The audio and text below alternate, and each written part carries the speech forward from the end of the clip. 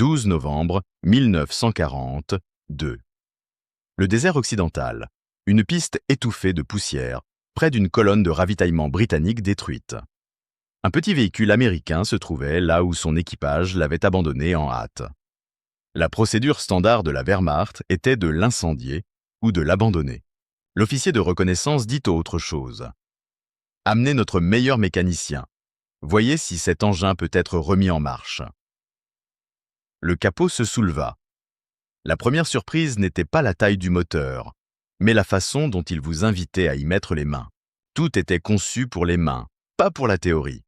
Des fils codés par couleur, des étiquettes là où elles comptaient, des bougies à portée de main, un filtre à air à bain d'huile, simple, qu'on pouvait nettoyer avec de l'essence et de la patience. La plaque sur le tableau de bord indiquait « Willis MB ». Les Américains l'appelaient une « Jeep ». Le chef mécanicien avait 2 décennies d'expérience sur des véhicules allemands.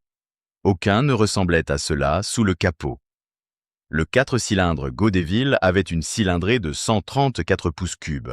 Il produisait environ 60 chevaux, à environ 4000 tours par minute. Selon les normes allemandes, peu impressionnant. Selon les normes du terrain, brillant. Il était simple, il était fiable, et il était conçu pour être assemblé vite. Il a essayé ses clés. Tout s'emboîtait. Taille standard américaine. Pas de fixation excentrique. Pas d'outils spécialisés. Des boulons identiques à ceux de la Jeep suivante et de celle d'après. La philosophie était claire. Rendre chaque pièce interchangeable. Rendre le véhicule facile à entretenir par un homme avec une formation de base. L'officier est revenu. On peut l'utiliser? Le mécanicien n'a pas fait d'éloge. Il a montré. Boîte de transfert ici. Un levier pour les 4 roues motrices. Un autre pour la gamme courte. Simple. Pas de chorégraphie compliquée. Notre Volkswagen Type 82 Kübelwagen est astucieuse. Elle est légère. Elle consomme peu. Le moteur refroidi par air n'a pas de radiateur qui puisse fuir. Mais elle est à propulsion. Dans le sable profond, c'est un handicap. La Jeep entraîne ses 4 roues quand c'est nécessaire. Ils ont mis du carburant. Ils ont nettoyé les vis platinées. Elle a démarré. La section de reconnaissance l'a conduite dans les dunes, où les Kübelwagen avaient besoin d'élan et de chance. La Jeep a rampé à vitesse de marche. La gamme courte a fait la différence. Les lames de ressort tapaient. Rudimentaire, oui, mais robuste. Un châssis qui paraissait surdimensionné, même selon les normes allemandes. Il a encaissé les épreuves sans broncher.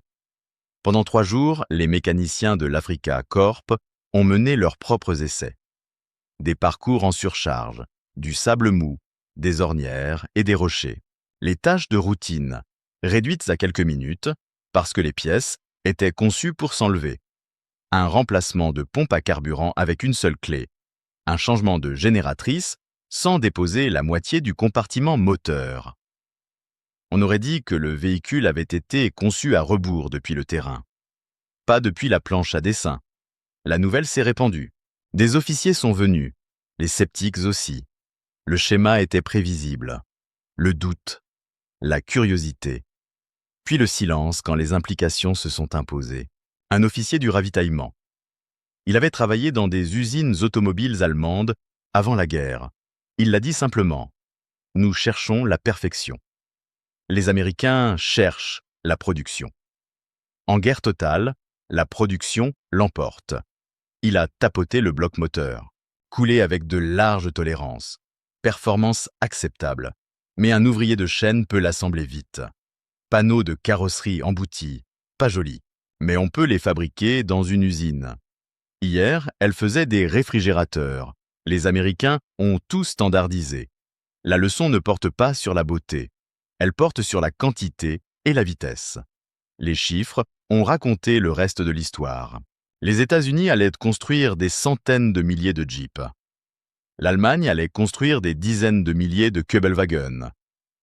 Chaque Jeep pouvait emprunter des pièces à une autre Jeep, sans hésitation. Chars, camions, semi-chenillés et voitures de commandement partageaient des boulons, des raccords et des connecteurs électriques, à travers des familles de véhicules. Une pièce de rechange dans un dépôt allait sur plus d'une machine. C'est ainsi qu'on nourrit une armée en mouvement. Les mécaniciens rédigeaient des rapports, des schémas, des mesures, des notes sur les forces et les faiblesses. Ils louaient la robustesse de la Jeep et la clarté de ses manuels. Ils notaient qu'un garçon de ferme pouvait lire le guide d'entretien et faire le travail. Ils admettaient ce que les films d'instruction n'avaient pas admis. Les Américains n'étaient pas négligents. Ils étaient pratiques. Le contexte a fait le reste. 2 ans plus tôt, l'armée américaine avait demandé à l'industrie américaine une voiture légère de reconnaissance. Le délai pour un prototype était de 75 jours. American Bantam en livra un en 49 jours. Willis et Ford ont affiné la conception pour une fabrication par dizaines de milliers. Le camp Holabeard, dans le Maryland, a mis les véhicules à rude épreuve. Le résultat fut la Willis MB et la Ford GPW. Des spécifications identiques, des pièces interchangeables. 2 usines fabriquaient une machine standardisée. Les véhicules capturés ont renforcé la leçon. Au début de 1943, des unités allemandes en Afrique du Nord avaient saisi des dizaines de Jeeps. Des réseaux informels de mécaniciens échangeaient des conseils et récupérèrent des pièces. Chaque fois qu'ils ouvraient un capot, le même agencement les attendait, le même câblage, les mêmes fixations, le même agencement. La prévisibilité est devenue un multiplicateur de force. Puis vint le 13 mai 1943, la reddition en Tunisie. Des centaines de milliers ont marché vers la captivité. Leur voyage leur a montré l'autre moitié de l'équation américaine. Des camions par centaines, des Liberty Ships lancés en quelques semaines dans des chantiers côtiers, des trains qui respectaient des horaires exacts. Dans les dépôts, de jeunes mécaniciens faisaient la maintenance avec une rapidité sereine. Un sergent, avec un allemand rudimentaire, a dit « Nous écrivons les manuels pour qu'un élève de 6e puisse les suivre, codés par couleur, étiquetés, étape par étape. Si ça casse, n'importe qui peut le réparer. Si ça ne peut pas être réparé, on le remplace.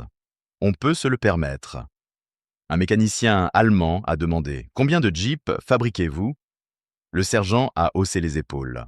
Des milliers chaque semaine. Il ne connaissait pas le chiffre exact. Il n'en avait pas besoin. Les tas de caisses, les rangées de véhicules et le flux régulier dans le parc automobile disaient la vérité. Une autre conversation a apporté plus de détails.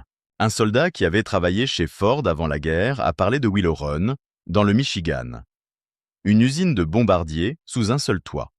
Un B-24 Liberator achevé environ toutes les heures, au pic. La production de masse découpée en tâches simples. Un seul ouvrier, une seule tâche. Répétée jusqu'à ce que la chaîne avance toute seule. Appliquez la même logique aux camions et aux Jeeps, et vous obtenez une production qui ne s'arrête pas. En Europe, les unités britanniques et du Commonwealth avaient déjà fait leur choix, sur le terrain. Les patrouilles du Long Range Desert Group privilégiaient la Jeep pour les raids et la reconnaissance. Ils retiraient les pare-brises. Ils montaient des mitrailleuses Vickers ou une Browning. Ils emportaient du carburant et de l'eau supplémentaire. La Jeep encaissait et continuait de rouler. L'armée rouge soviétique, approvisionnée par le Land-Lease, utilisait des Jeeps comme véhicules de liaison, tracteurs d'artillerie pour pièces légères et voitures de commandement. Le même schéma se répétait. Facile à utiliser, facile à réparer. Formation rapide. Les ingénieurs allemands pouvaient mettre en avant de vrais atouts de leur côté.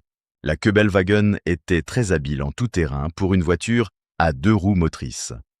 Elle avait des réducteurs. Elle était légère. Et sa garde au sol était excellente. Les chars allemands avaient un blindage épais et des canons puissants. Les optiques allemandes étaient superbes. Rien de tout cela n'effaçait l'arithmétique de base. Si l'ennemi peut aligner 5 véhicules pour un seul des vôtres et les maintenir en service avec moins de types de pièces, l'équilibre bascule vite. Dans un camp de prisonniers au Texas, des mécaniciens allemands assuraient le service du parc automobile. Ils apprenaient les habitudes américaines jour après jour. Diagnostiquer vite. Utiliser ce que l'on a. Remplacer plutôt que reconstruire, quand le temps compte, plus que l'élégance. Cannibaliser un véhicule hors d'usage pour en maintenir 2 en service. Passer une réquisition. Et compter sur une pièce livrée en quelques jours, pas en semaines. Traiter des dizaines de véhicules, en suivant les mêmes étapes, répétées à l'identique. La discipline n'était pas ornementale, elle était pratique. L'invasion de la Normandie a rendu la logique visible à l'échelle du continent. 6 juin 1944. Des milliers de navires, des milliers d'avions, des centaines de milliers d'hommes. Dans les premières vagues, des jeeps descendaient des rampes sur les plages et les chaussées. En quelques semaines, les voies derrière le front étaient saturées des mêmes petits véhicules. Ils portaient des messages, transportaient des munitions, remorquaient de petits canons et emmenaient des officiers, là où il fallait prendre des décisions. Chacun était une pièce d'un système plus vaste, qui privilégiait l'interchangeabilité plutôt que la perfection. De retour au camp, un mécanicien allemand regardait des soldats américains charger un convoi. Un simple soldat montait chaque jeep sur une rampe, sans histoire. On en chargea des dizaines en moins d'1 heure, il comptait 100 chiffres. Cette seule opération déplaça plus de véhicules légers que sa division n'en avait possédé en Afrique du Nord. La scène était ordinaire pour les Américains. C'était tout l'intérêt. La répétition ordinaire, étendue à l'échelle d'un continent, devient une force. La Jeep n'a pas gagné la guerre à elle seule, mais elle incarnait la manière dont les États-Unis combattaient. Concevoir pour la production, former pour être suffisant, standardiser tout. Faites confiance au mécanicien. Donnez-lui un manuel clair et une réserve de pièces bien fournie. Acceptez une petite perte de performance théorique pour gagner un avantage décisif en production et en soutien. Les mécaniciens de la Wehrmacht, qui ont conduit cette Jeep capturée pour la première fois, ne se sont pas inclinés devant l'ingénierie américaine. Ils ont reconnu quelque chose de différent. Une machine conçue pour le terrain et une nation organisée pour en produire. Pas une seule, des centaines de milliers.